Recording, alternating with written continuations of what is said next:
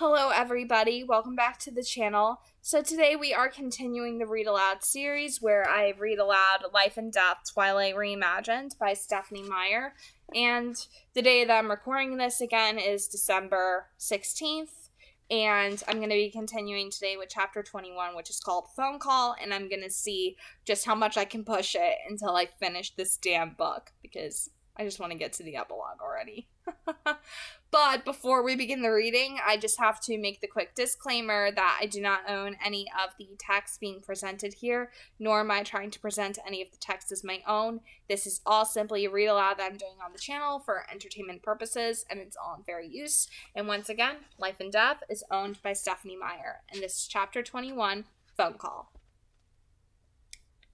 When I woke up, I knew it was too early. I was getting my days and my nights reversed. The TV was on, the only light in the room, but the sound was muted. The clock on the TV said it was just after 2 a.m. I could hear the sound of quiet voices speaking too quickly, and I figured that was what had woken me. I lay still on the couch for a minute, waiting for my eyes and ears to adjust. I realized it was strange that they were talking loud enough to wake me, and I sat up. Archie was leaning over the desk, Jessamine next to him with her hand on his back. He was sketching again. I got up and walked over to them.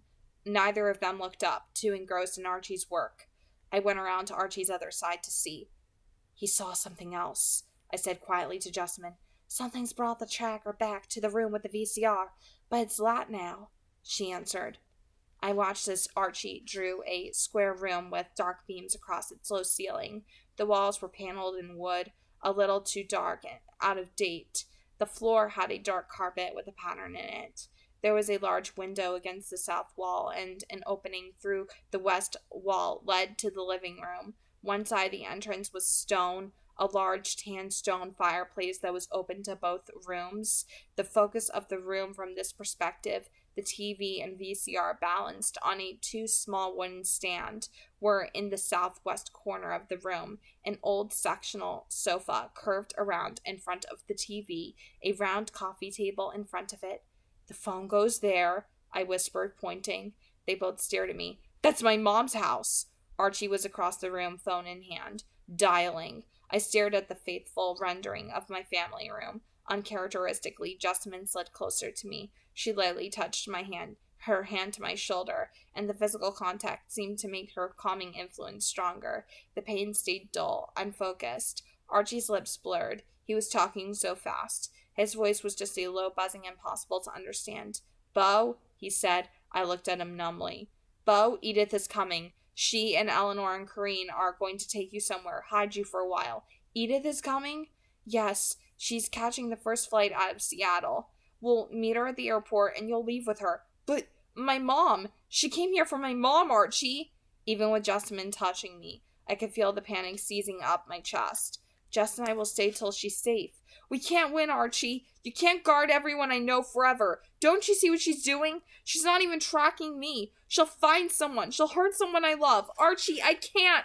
We'll catch her, Beau. And what if you get hurt, Archie? Do you think that's okay with me? Do you think it's only my human family she can hurt me with? Archie raised his eyebrows at Jessamine. A heavy fog of exhaustion washed over me and my eyes closed without my permission.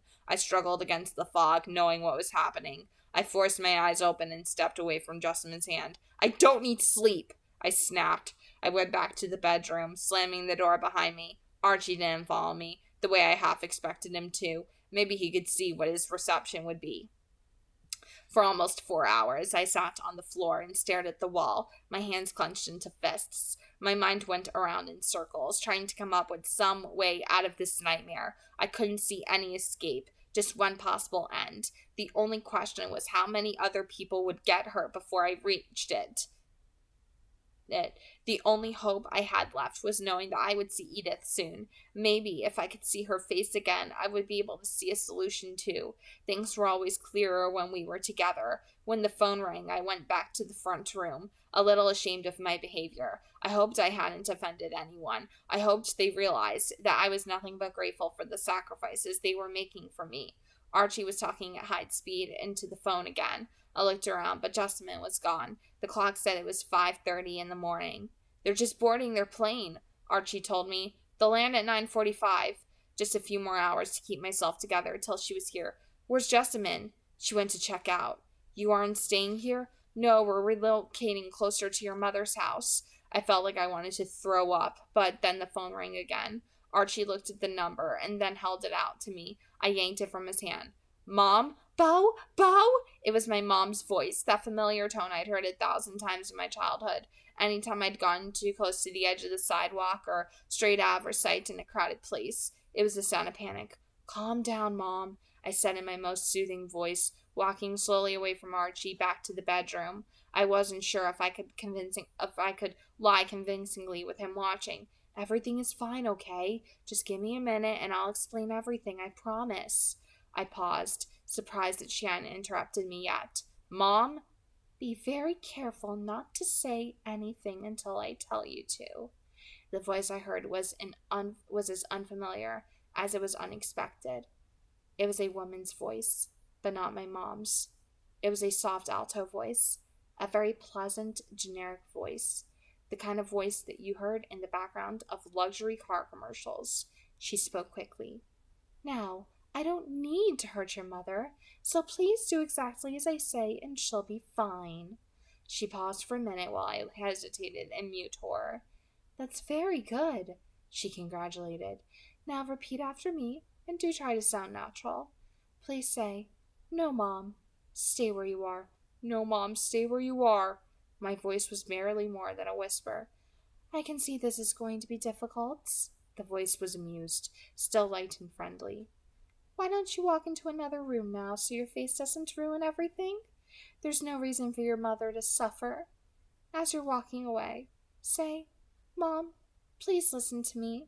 Say it now. Mom, please listen to me, I pleaded. I walked slowly through the bedroom door, feeling Archie's worried stare on my back. I shut the door behind me, trying to think clearly through the terror that immobilized my brain. There now. Are you alone? Just answer yes or no. Yes. But they can still hear you, I'm sure. Yes. All right then, the agreeable voice continued. Say, Mom, trust me. Mom, trust me. This worked out better than I expected. I was prepared to wait, but your mother arrived ahead of schedule. It's easier this way, isn't it? Less suspense, less anxiety for you. I waited. Now, I want you to listen very carefully. I'm going to need you to get away from your friends. Do you think you can do that? Answer yes or no. No. I'm sorry to hear that. I was hoping you would be a little more creative. Do you think you could get away from them if your mother's life depended on it? Answer yes or no. Somehow there had to be a way. Yes, I said through my teeth. Very good, Bo. Now, this is what you have to do. I want you to go to your mother's house. Next to the phone there will be a number. Call it, and I'll tell you where to go from there. I already knew where I would go, and where this would end. But I would follow her instructions exactly. Can you do that? Answer yes or no. Yes. Before noon, please, Bo. I haven't got all day, she said. Where's Phil? Where's Phil? I hissed. Ah, be careful now, Bo. Wait until I ask you to speak first. Please? Wait until I ask you to speak, please. I waited. It's important that you don't make your friends suspicious when you go back to them. Tell them that your mother called and that you talked her out of coming home for the time being. Now repeat after me. Thank you, Mom. Say it now. Thank you, Mom. It was hard to understand the words. My throat was closing up. Say, I love you, Mom. I'll see you soon. Say it now. I love you, Mom. I choked out. I'll see you soon. I promised. Goodbye, Bo. I look forward to seeing you again. She hung up. I held the phone to my ear. My joints were frozen with horror. I couldn't unbend my fingers to drop it. I knew I had to think, but my head was filled with the sound of my mother's panic. Seconds ticked by while I fought for control. Slowly, my thoughts started to break past that brick wall of pain. To plan, because I had no choices now but one, to go to the mirrored room and die. I had no guarantees that doing what she wanted would keep my mother alive. I could only hope that Joss would be satisfied with winning the game, that beating Edith would be enough. Despair was like a noose pulling tight around my neck. There was no way to bargain, nothing I could offer or withhold that would influence her. But I still had no choice. I had to try. I pushed the terror back as well as I could. My decision was made. It did no good to waste time agonizing over it. I had to think clearly because Archie and Jessamine were waiting for me, and deceiving them was absolutely essential, and absolutely impossible. I was suddenly grateful that Jessamine was gone. If she had been here to feel my anguish in the last 5 minutes, how could I have kept them in the dark? I fought back the fear, the horror, tried to force a lid on it all. I couldn't afford to feel now. I didn't know when she would be back. I tried to concentrate on my escape, then immediately realized that I couldn't plan anything. I had to be undecided. No doubt Archie would see the change soon if he hadn't already. I couldn't let him see how it happened. If it happened. How could I get away? Especially when I couldn't even think about it. I wanted to go see what Archie had made of all this, if he'd seen any changes yet, but I knew I had to deal with one more thing alone before Jessamine got back. I had to accept that I would never see Edith again, not even one last look at her face to take with me to the mirror room. I was going to hurt her, and I couldn't say goodbye. It was like being tortured. I burned it in for a minute, let it break me, and then I had to pull my shell together to go face Archie. The only expression I could manage was a blank, dead look, but I felt like that was understandable. I walked into the living room, my script ready to go. Archie was bent over the desk, gripping the edge with 2 hands. His face, at first, the panic broke through my mask, and I jumped around the couch to get to him. While I was still in motion, I realized what he must be seeing. It brought me up a few feet away from him. "Archie," I said dully. He didn't react when I called his name.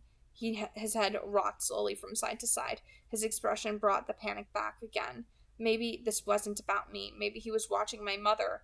I took another step forward, reaching out to touch his arm. "Archie!"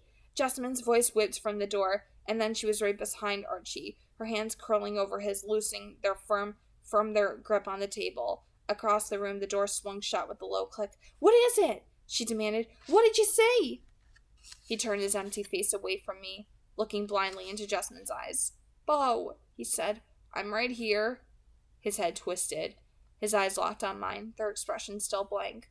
I realized they hadn't been speaking to me. He'd been answering Jessamine's question.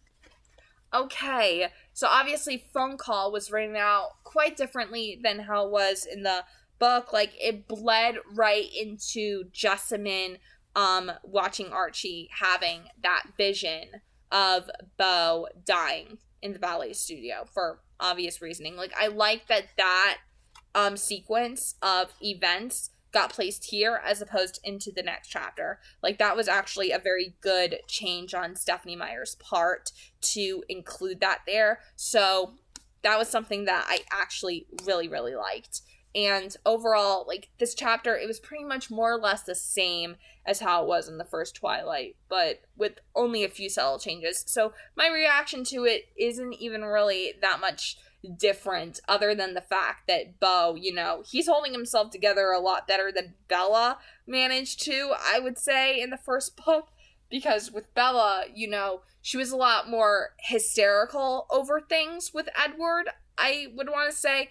Bo, though, on the other hand, like, with him, obviously, things with him are different. His mannerisms are way different from Bella's. Like, similar but different. Yeah, that's what I would say about this book. It's very similar, but so different at the same time. But that's pretty much it for this chapter. And if you guys enjoyed the reading, you can leave a like on the video and subscribe to the channel if you happen to be new. And also be sure to leave comments down below and let me know what your thoughts were on this chapter, if you spotted any differences in particular with the way how this chapter was written. God bless. Happy viewing. Have a nice day. And next I'm going to be reading the next chapter, chapter 22, Hide and Seek. See ya!